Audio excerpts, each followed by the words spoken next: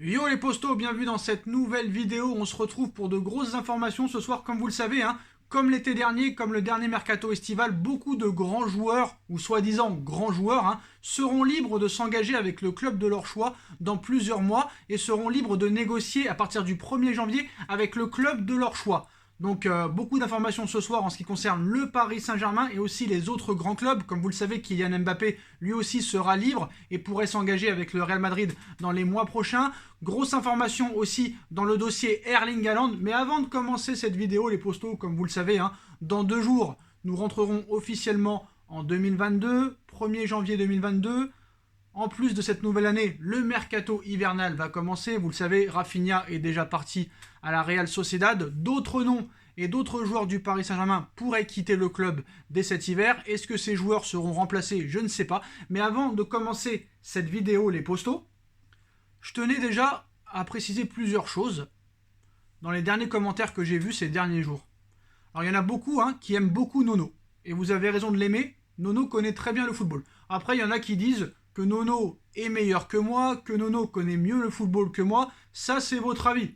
Après, il y en a qui sont en train de me dire Nono va te dépasser, Nono aura beaucoup plus d'abonnés que toi dans les années à venir. Bah tant mieux pour lui. Si Nono est meilleur que moi et si vous pensez que Nono est meilleur que moi, bah, continuez à le penser. Et c'est peut-être la vérité. En ce qui concerne moi, je suis aucunement jaloux de Nono. Il y en a qui me disent que je suis jaloux de Nono. Au contraire, c'est moi qui ai poussé Nono à faire cette chaîne YouTube. Je l'accompagne et honnêtement, tant mieux pour lui si à l'avenir, il est meilleur que moi et qu'il a plus d'audience que moi. Moi, quoi qu'il en soit, la chaîne Sacha Benita continuera à exister jusqu'à ce que je meure. Ça, c'est sûr et certain. Et moi, je vous encourage honnêtement à aller vous abonner en masse à la chaîne des vidéos de Nono et Sacha parce que tous ceux qui sont bons, et si pour vous, réellement, Nono est meilleur que moi, allez vous abonner en masse à sa chaîne et continuez à préciser et à lui préciser qu'il est meilleur que moi. Il y en a peut-être qui pensent que je suis meilleur que lui, peut-être que je suis meilleur que d'autres youtubeurs, il y en a qui pensent que je suis moins bon que d'autres youtubeurs, moins bon que Nono. Chacun a le droit de penser ce qu'il veut, chacun a le droit de regarder qui il veut.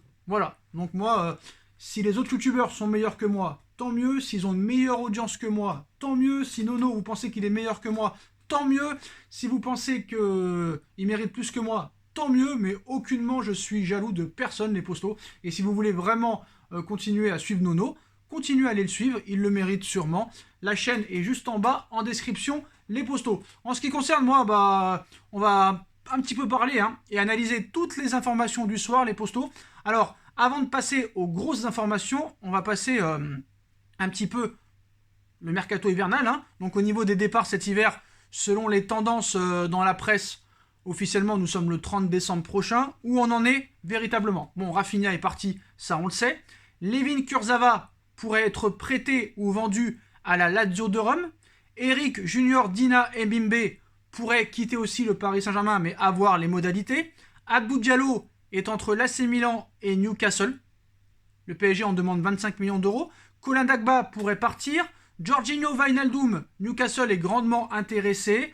Donc on verra ce qui se passera, mais c'est les joueurs les plus susceptibles aujourd'hui de quitter le Paris Saint-Germain ou d'être prêtés. En ce qui concerne le dossier Erling Haaland, les postos, beaucoup de clubs sont sur Erling Haaland. Le Paris Saint-Germain, le FC Barcelone, le Bayern de Munich, Manchester United, Manchester City et le Real Madrid. Et apparemment, à l'heure où on parle, d'après Mario Cortegana, qui travaille en Espagne, bah, la priorité d'Erling Haaland est le Real Madrid. Et la priorité aussi du Real Madrid, en plus d'Mbappé, est Erling Haaland.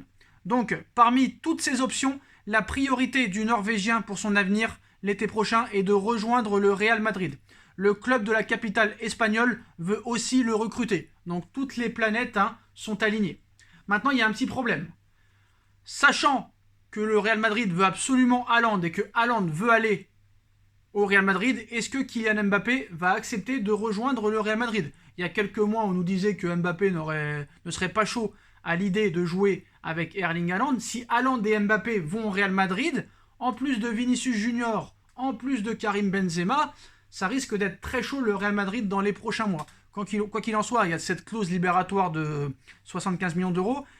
Est-ce que parce que Haaland veut aller au Real Madrid et le Real Madrid veut le recruter, est-ce que ça veut dire réellement que Haaland va aller au Real Madrid? des fois ça se passe pas aussi facilement que ça. Mais à l'heure où on parle, les Postos, la préférence d'Haaland et le Real Madrid, et le Real Madrid veut aussi le recruter. À voir maintenant la décision de Mbappé, comment il va gérer tout ça avec le timing. Est-ce qu'il va s'engager dès le mois de juillet, où il va attendre un petit peu de voir ce qui se passe entre Haaland et le Real Madrid, ou est-ce que Mbappé ne sera aucunement dérangé de rester, de s'engager avec le Real et de jouer avec Haaland? Ça pourrait ne pas lui poser de problème, hein, je pense. Mais voilà, on verra. En tout cas, grosse information aussi sur Mbappé en fin de vidéo. Alors, en ce qui concerne maintenant le dossier Ousmane Dembélé, les Postos. Bah, c'est très compliqué. Les négociations entre Ousmane Dembélé et le Barça sont au point mort, comme annoncé par la presse espagnole, mais le Français n'a pas mis un terme aux discussions. L'international reste ouvert. Si le Barça accepte ses conditions, ce qui n'est pas le cas pour l'instant, le Barça ne veut pas lui donner le salaire que Dembélé demande. Donc confirmation aussi par Mate Moreto de la piste de contact de Manchester United et de Newcastle aussi pour Ousmane Dembélé. Le Bayern de Munich suit la situation de très près aussi. Très possible que d'autres clubs soient aussi intéressés. On a appris aussi que le PSG fait partie des clubs ayant contacté l'agent d'Ousmane Dembélé, tout comme United, Chelsea, le Bayern de Munich et Newcastle, selon plusieurs sources et selon Foot Mercato. Donc la position de Ousmane Dembélé à l'heure où on parle, il veut rester au Barça, mais à la seule condition que le club lui offre ce qu'il demande. Barcelone va retenter sa chance dans les prochains mois, les prochaines semaines, mais la situation est très compliquée. Des clubs de première ligue l'ont aussi approché pour cet hiver, dont Newcastle. Hein. Mais voilà, le PSG aussi fait partie des clubs ayant contacté l'agent d'Ousmane Dembélé. Honnêtement, mon avis tranché, mon avis sincère, je n'en veux pas. Voilà, c'est sûrement un très très bon joueur. Il a sûrement de très très grandes qualités, mais c'est un joueur beaucoup trop fragile. Le PSG n'a pas besoin de ça. On a déjà trop souffert avec ce genre de joueur-là. Pour remplacer Kylian Mbappé, il faut un joueur à la mesure de Kylian Mbappé. C'est-à-dire qu'il ne se blesse jamais et qui est très prolifique devant le but et qui peut être décisif dans les grands matchs. Ce qui n'est pas le cas d'Ousmane Dembélé, qui est plus présent à l'infirmerie que sur le terrain. Donc on a déjà Neymar, ça suffit comme ça. Si on perd Mbappé, ça risque d'être compliqué. Mais est-ce que le dossier Haaland va nous aider à garder Kylian Mbappé? Ça, c'est une piste envisagée maintenant. Alors les discussions entre Kylian Mbappé et le Paris Saint-Germain continuent. Ils ne sont pas rompus, loin de là. Le club y croit encore. Le joueur ne devrait pas prendre de décision avant la fin de la confrontation contre le Real Madrid. Pas d'accord verbal avec le Real Madrid, hein, ni de préaccord. Donc pour l'instant, Mbappé n'a ni de préaccord, ni d'accord avec le Real Madrid. Voilà, il n'a négocié avec aucun club pour l'instant. Donc il n'y a pas d'accord avec personne. Le PSG y croit encore. Surtout que Mbappé a rencontré les dirigeants parisiens il y a quelques temps et aurait émis quelques conditions pour pouvoir prolonger son contrat. Déjà la première, c'est d'être considéré comme la star du club, devant Messi, devant Neymar. La deuxième aurait été d'être considéré un petit peu comme un ballon d'or et d'être le chef d'orchestre de cette équipe. Ça, c'était la deuxième condition. La troisième condition, c'était aussi que Mbappé joue à gauche, peut-être pour jouer à la place de Neymar. Mbappé se sentirait plus à l'aise à gauche. La quatrième raison, c'est que Mbappé voudrait que le PSG attire Zidane. Mbappé voudrait travailler avec Zidane. Ce n'est pas si sûr, étant donné que Kylian Mbappé ne semble pas aussi impatient que le Real Madrid. Pour commencer, on imagine facilement la situation inconfortable que provoquerait une signature avant le 8e de finale de Ligue des Champions entre le PSG et le Real. Mais surtout, aujourd'hui, le média Al Nacional croit savoir que Mbappé n'a pas fini de jouer avec les nerfs du Real Madrid et du Paris Saint-Germain. En effet, l'ancien monégasque aurait posé 4 conditions, histoire de voir jusqu'où le Paris Saint-Germain peut aller pour le prolonger. Donc le buteur parisien demande à ce que le PSG le traite comme un futur ballon d'or, ce qui n'est visiblement pas le cas à l'heure actuelle.